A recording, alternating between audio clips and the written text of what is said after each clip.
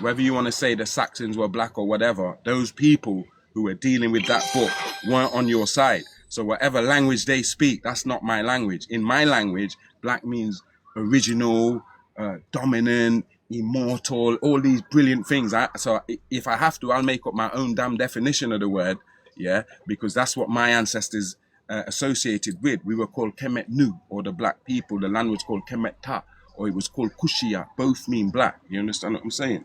So you can get away from the English and their legal definition. I ain't got nothing to do with that. You understand what I'm saying? Anyway. Right, yeah. So again, when you see as blackness, this is all light and color combined are blackness. And the manifestation of the solid form of light is melanin. Thus, they manifested, they meaning the melaninites, from the great circle and throne of wisdom, meaning from the ether, to this meager place, yeah? This is how the events of creation and procreation were recorded when life existed in and beyond the stars. The all is, was, and will be, yeah? And felt within a divine love that is unknown or felt by those disagreeable beings, and thus emotions or energy in motion were. At the first birth of emotions or energy in motion was the birth of motion. Things gradually began to move about, and it was then that movement and motion was conceived out of triple darkness, for the light birthed the chaos. Thus, the motion to create did manifest in existence, and all that exists within the all.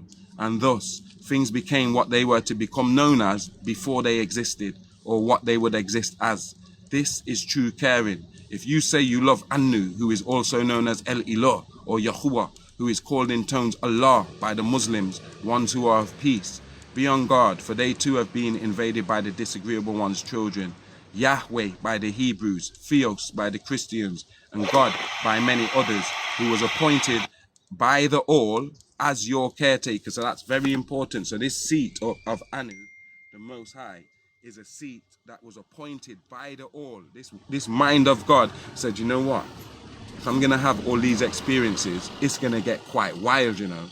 So I need to make a Superman, a seat, a Most High, a caretaker, who makes sure everything's good over evil all the time and good's always going to win. That way this shit can carry on for 4.5 billion years and I'm never going to have to worry about evil taking over or shit going pear-shaped. It's all going to go towards plan. So let me make this position first. The all, yeah, it becomes the Anu, or the Most High. This Most High is so powerful, these tools are off his. Now he's going to keep all things in natural order, in natural. Do you understand that? It's very important, right? And so that position that you call God or the Most High was appointed by the universal consciousness to all. So it becomes a representative of the all, manifested from that crystal green light illumination. Do you understand that?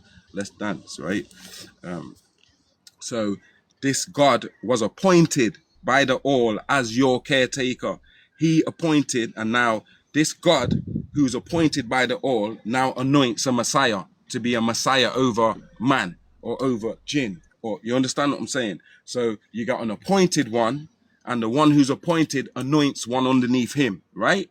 So he anointed one of the Yahwehans called Tammuz, son of Ishtar and Inanna, yeah? Or Nana, Sin, Isis or Aset, also called Astarte, Ashtaroth, or the Phrygian Cybele, also Sibyl and Kali, yeah? This Tammuz was also called in tones Horus, Theos, Yeshua, Isa, Jesus, Christos, a son of Dumuzi, who is called Osiris, User, Dionyshaddast, and Allah, and the Abba of Tammuz or Abatala, yeah? The heavenly father, son of the heavenly one Anu.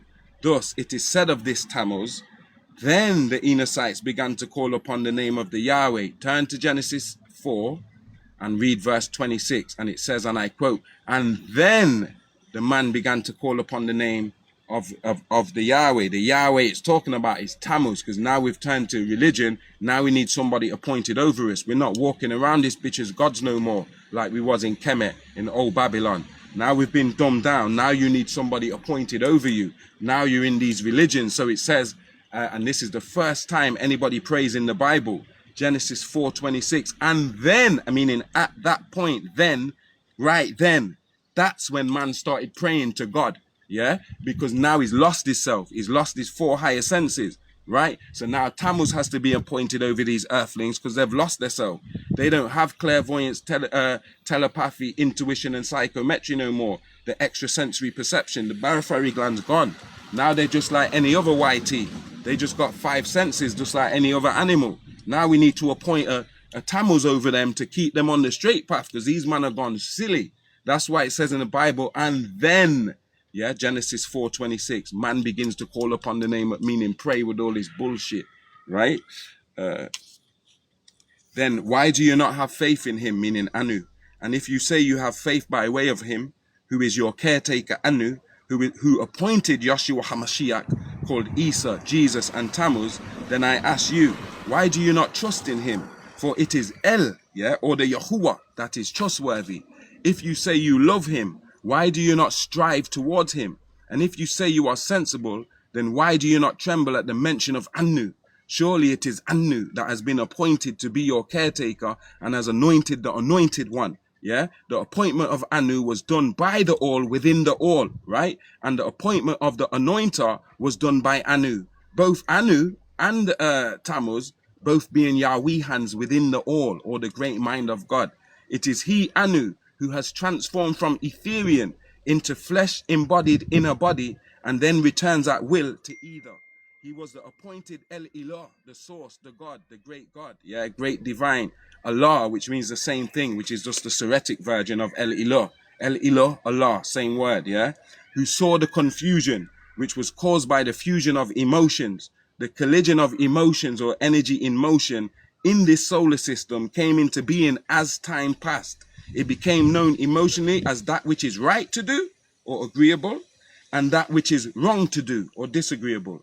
Those who agree and those who disagree. The act that is good and the act that is evil. Thus, the birth of will is the beginning of confusion. And confusion arose, and this somberness was felt in his heart, the heart of the Most High.